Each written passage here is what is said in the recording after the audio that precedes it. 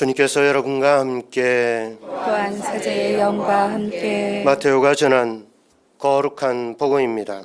주님 영광 받으소서. 그때의 11 제자는 갈릴레아로 떠나 예수님께서 분부하신 산으로 갔다. 그들은 예수님을 뵙고 엎드려 경배하였다. 그러나 더러는 의심하였다. 예수님께서는 그들에게 다가가 이르셨다. 나는 하늘과 땅의 모든 고난을 받았다. 그러므로 너희는 가서 모든 민족들을 제자로 삼아 아버지와 아들과 성령의 이름으로 세례를 주고 내가 너희에게 명령한 모든 것을 가르쳐 지키게 하여라. 보라, 내가 세상 끝날까지 언제나 너희와 함께 있겠다. 주님의 말씀입니다. 그리스도님 참여합니다.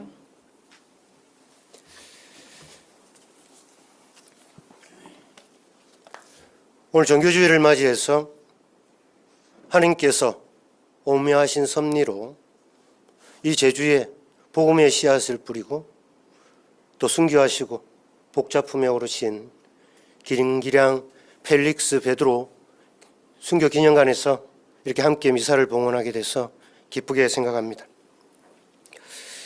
저는 오늘 정교주의를 맞이해서 여러분들과 정교 내지 선교에 대해서 잠시 묵상해보는 시간을 가지고자 합니다. 제2차 바티칸 공의회 문헌 중에서 교회 헌장을 보면 모든 믿는 이들을 하느님의 백성이라고 칭합니다. 나아가서 사도 바울은 고린도 전서에서 우리 자신이 곧 하느님의 성전이라고까지 말씀하십니다. 그러니까 하느님의 성전으로서 내가 제대로 산다면 다른 사람들에게 굳이 말로 성당에 다니자고 하지 않아도 그들 스스로 하느님을 믿게 될 겁니다.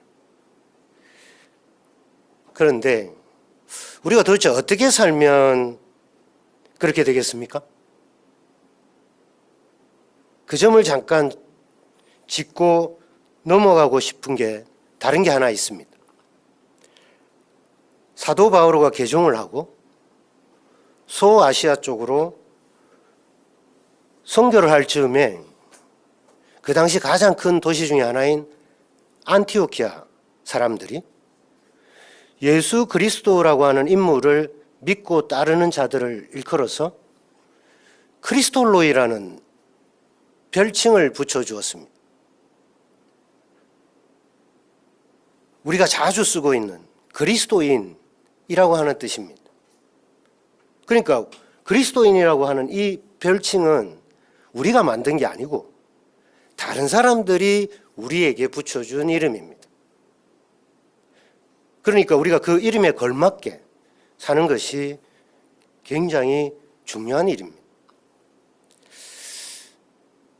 여담을 하나 하자면 예전에 돌아가신 저희 선친께서 이모님하고 이렇게 대화를 나눴습니다.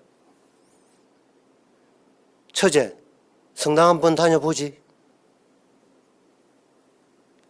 이모님이 그러시더라고요. 왜요? 아버지 왈, 성당 다니면 좋다. 이모님이 왈, 뭐가 좋은데요? 아버지 마지막에 그러셨습니다. 다녀보면 안다. 이 정도 되면 거의 선문답 수준입니다. 정교의 달인이 되려면 이 정도는 돼야 됩니다. 그런데 제가 옆에서 듣고 있으니까 실소를 금할 수 없었습니다.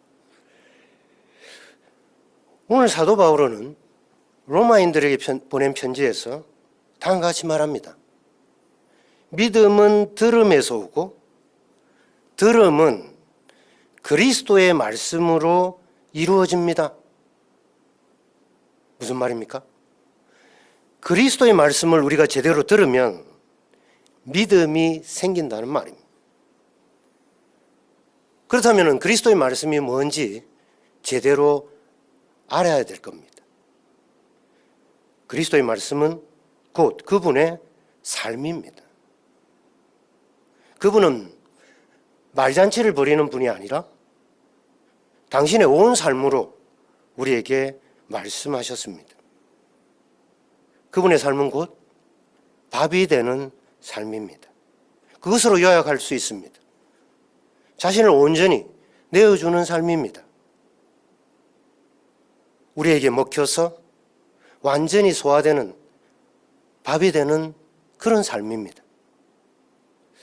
그래서 제가 선교나 종교와 더불어서 함께 생각해 보고 싶은 게 참된 교회의 모습은 뭘까 하는 겁니다. 제가 지금 여러분들에게 무슨 거창한 교리를 말씀드리려고 하는 게 아니라 각박한 우리네 현실 속에서 여러분들과 제가 늘 고민하는 교회의 모습, 과연 여러분은 어떤 공동체를 원하십니까? 우리 모두가 마음속에는 이랬으면 좋겠다 하는 그런 바람들이 있지 않겠습니까? 과연 여러분이 생각하시는 교회 어떤 모습입니까?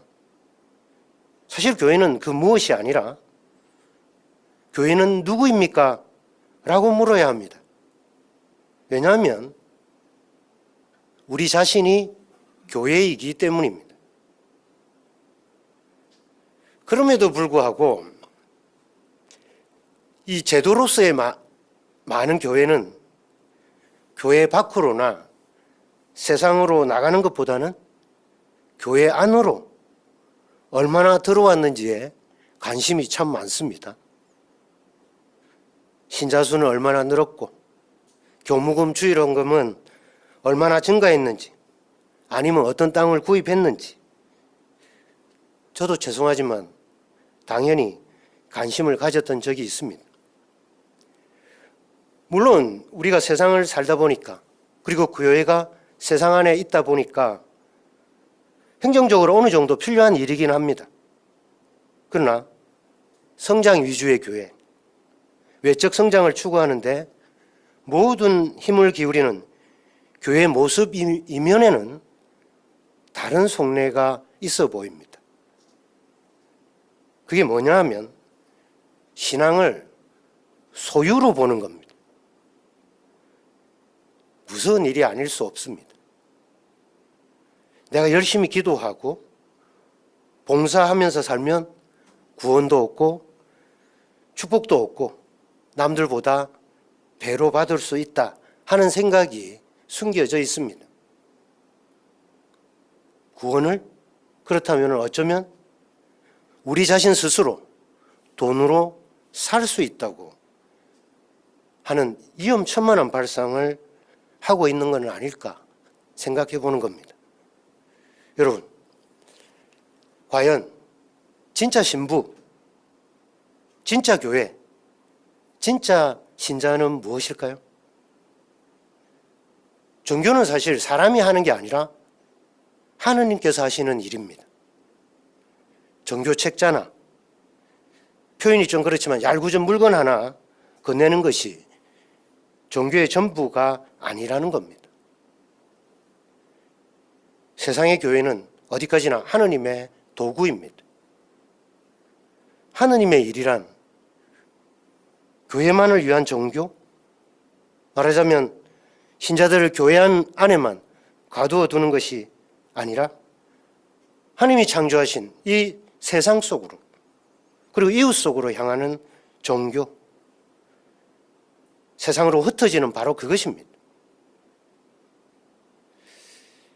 그러니 종교에 앞서서 내가 먼저 하느님의 성전이요 교회라는 자각이 우선입니다.